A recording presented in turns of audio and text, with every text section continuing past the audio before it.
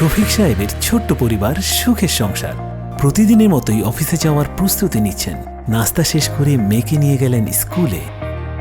বিদায় জানালেন মিসেস শফিক। হঠাৎ পৃথিবী কেঁপে উঠল।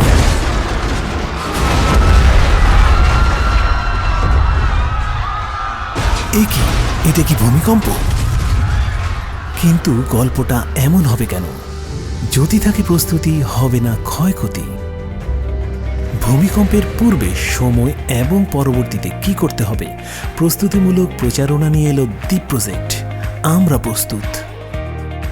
ঘরের ভেতরে থাকলে সম্ভব হলে গো ব্যাগ নিয়ে যত দ্রুত সম্ভব ফাঁকা জায়গায় অবস্থান নিব। কাঁচের জানলা ও ভারী আসবাবপত্র থেকে দূরে থাকব। সিঁড়ি দিয়ে নিচে নামতে হবে, কোনোভাবেই লিফট ব্যবহার করা যাবে না। ভূমিকম্পের পরে রান্নার চুলার গ্যাস, বিদ্যুৎ ও পানির সংযোগ পরীক্ষা করব। যদি মানসিকভাবে বিপর্যস্ত বোধ করি তাহলে স্বেচ্ছাসেবী অথবা মনোসামাজিক বিশেষজ্ঞের সাথে আলোচনা করব। টাকা, প্রাথমিক চিকিৎসার উপকরণ ও জরুরি জিনিসপত্র গো ব্যাগে গুছিয়ে হাতের কাছে রাখব। ভারী আলমিরা, শোকেস, আসবাবপত্র দেয়ালের সাথে আটকে রাখব।